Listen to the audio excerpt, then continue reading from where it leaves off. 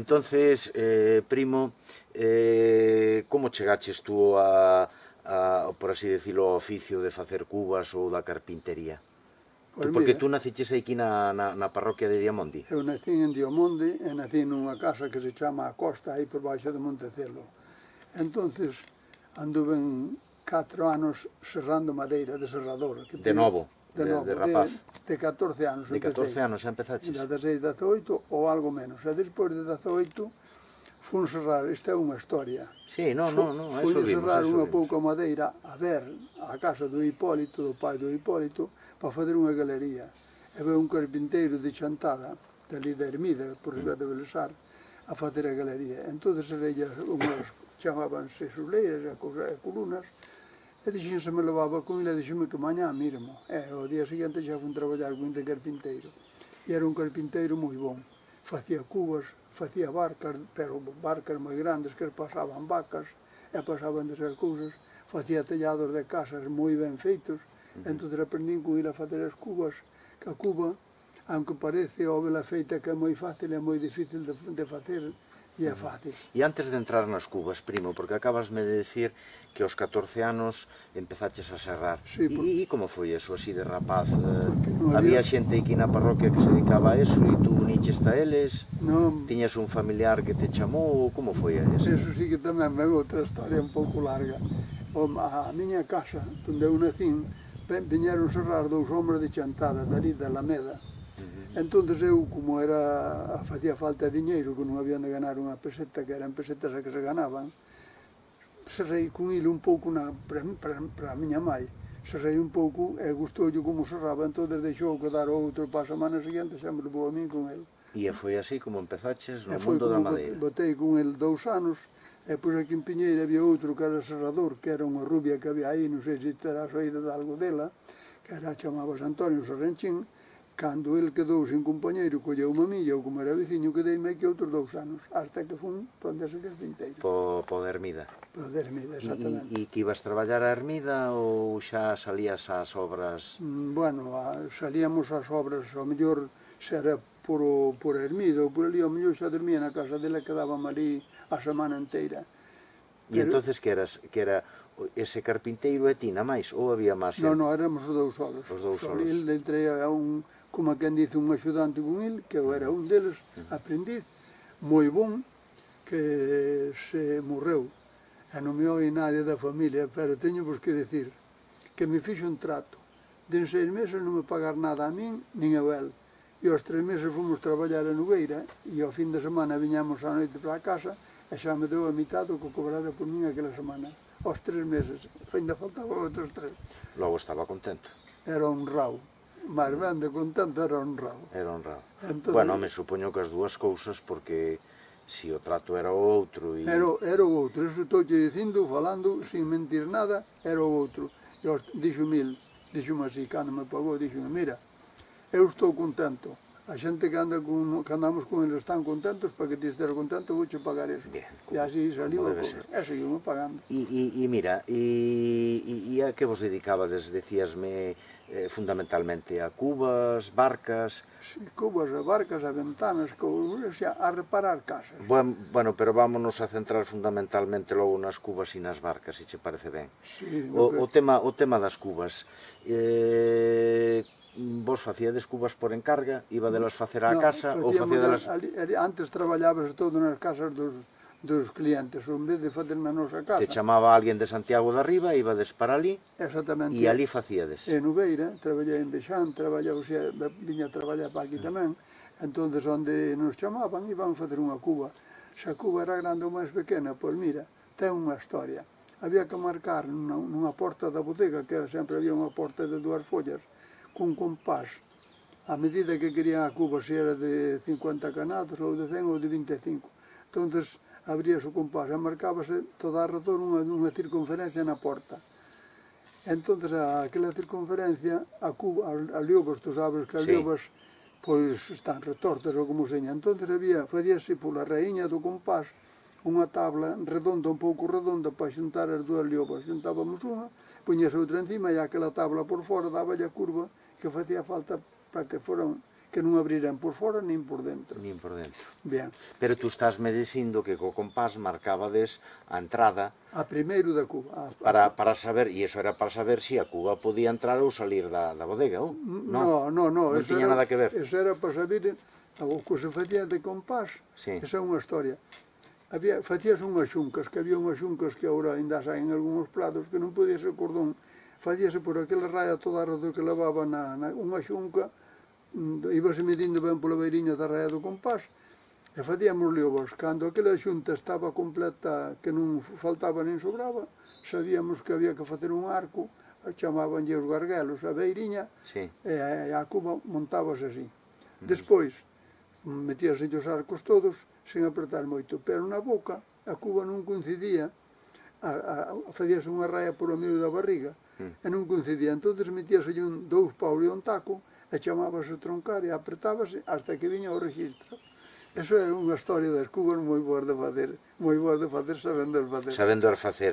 Pero mira unha cousa, entonces vos ibades á casa de calquera que vos avisaba para facer unha cuba, e a madeira? A madeira tiña na iles, xa... Sempre a tiña o que encargaba. Exactamente. E vos como profesionales, como carpinteiros, non lle pedíades algunha condición, que a madeira estuvera seca, que fora de tal tipo de madeira? Porque que madeira se utilizaba? Eso xa o sabían ben os dueños das cubas, e os que nos chamaban sabían, porque antes, perdona que aí vou cortar un pouquinho, Sí, non.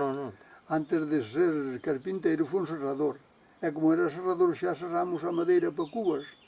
Entón a madeira para as cubas non se podía serrar como unha tabla recta, había que serrar hasta o medio, como era así un pouco torta, e vir por a outra punta e serrar hasta o medio, que non se podía serrar seguido dunha punta a outra. Estás de conta? Entón o que quería facer unha cuba, que antes facíanse moitas, que non había outra forma de ter o viño, pois o quería un ano antes ou 2 anos antes serraba a madeira. Cando lle parecía que iba a vir a vendimia, que cá sempre se facían así por cerca da vendimia, chamaba o carpinteiro, vamos fazer unha cuba de 60 canados, ou de 30 ou de 25, porque entón íbamos alá, eu fun o tempo cando vun con ele, que depois xa fixen solo tamén, pero o tempo íbamos fazer a cuba, botábamos, cando era cerca da vendima, moito tempo facendo nela. E a madeira tiña que estar seca, non valía verde. Se é verde non vale. Non vale. Non vale, porque aí ten moitas historias. Mira, a madeira verde, que pasa? Que encolle moito despois. E os tempos que van polas cabeceiras, de largo non encollen, entonces quedaban moi abertos, despois non guardaba. Xa xoga moito a madeira o ir verde. Exactamente, tiña que estar moi seca. E ainda así, cando unha cuba leva 20 ou 30 anos feita, ainda había que sacar os tempos que ainda na punta, no que vai de pé, ainda lle sobra algo, non merma nada. E por os lados merma. E merma por os lados. Merma por os lados, entón de cabeza non é por iso que moitos tempos estaban todos retortos, de apretar. É que eu moitas veces os vexo nas cubas vellas que están como querendo salir para fora. Pois é por iso, porque do largo non encollen, e a xente apretaba os arcos para que non verteran, e entón o tempo retorcían todas. Retorcíase todo. Mira, e que tipo de madeira se utilizaba para as cubas, para facer os tempos e as liobas? Eso sí que o da madeira nunca vin fazer unha cuba que non fora de castaño, todas eran de castaño. E de carballo, porque eu teño escoitado, ainda outro día na cova me falaban de facelas tamén de carballo. Si, de carballo sei que dicen, ou dicían, non fixemos ninguna, pero o meu abuelo, que era de Fión, fixo, máis ben, eu vin un cubete de carballo, e dicían que a madeira de carballo que era mellor pro viño que a de castaño. Que a de castaño. Sí, dicían. Bueno, e de feito, se te fixas, estes viños de solera franceses teñenos en barricas de roble, que é carballo, claro. Sí, é carballo, sí, falamos a verdade. Pero aquí normalmente era castiñeiro que Nós se utilizaba. fixámoslo sempre de castiñeiro.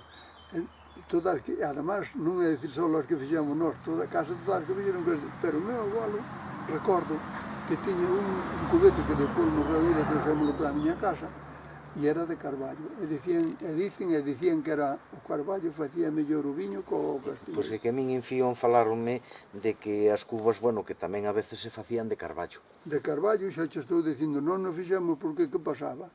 Que era máis fácil, pareceme, conseguir o castaño co carballo para fazer a madeira. E era máis blanda. E o carballo tamén retorce máis co castiñeiro. O castiñeiro, como lle tiñas unha tabla desempenadiña, é raro que cambie de postura, menos que lle apreten, como che dicen antes, os arcos. E mira outra cousa, seguindo falando da madeira, tú que fuches a ranchín, entón tes moito contacto con ese mundo, a madeira, para que teña as mellores cualidades, valía cortala en calquer tempo do ano?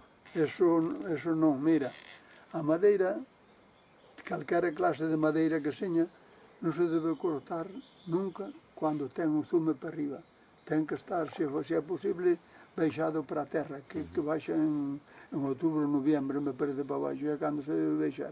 Se a madeira ten a folla ou está botando os orizos ou o castaño, está enferma. Entonces pode picala moito máis o piollo, que o castaño non o pica, pero todo o que ten por a beira que non é cerno, o lágamo que é o da fora, iso pudrese todo.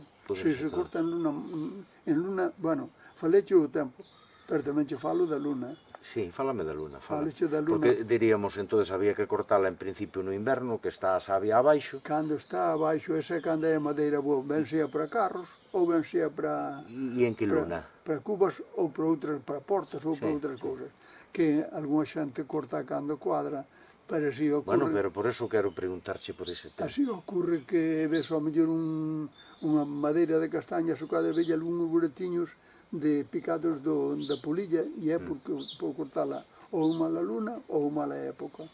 A luna é máis principal ainda que a época. E logo que nos contas da luna? En que luna tiña que ser? A luna está dividida en 4 cuartarós, que empeza creciente, o sea, a ver como é, menguante, creciente, chea,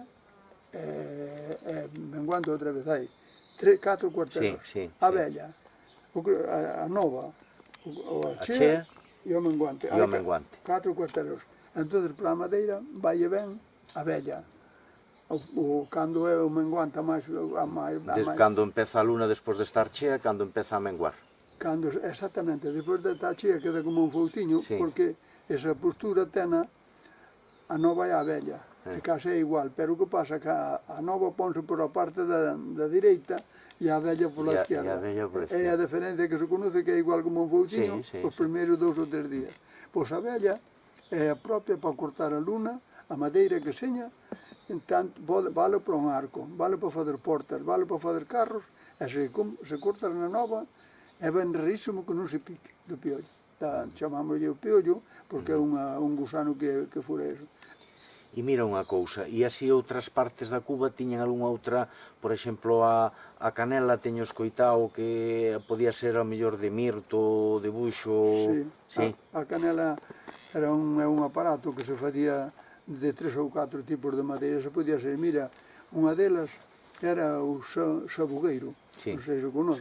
Facíamos máis, case facían máis de sabugueiro que de outra cousa, pero o buxo tamén é moi bon, moi bon. É que o buxo é unha madeira moi boa, que é a que utilizan, hombre, ti que a máis che gusta a música, é para as gaitas. Sí, antes, cando eu era pequeno, non había unha gaita que era boa que non fora de buxo. O que pasa é que buxo habría pouco. Pois aquí, pero eu creo que en sitios que sabían que se vendía iso, que xa había bastante. Que había bastante, non?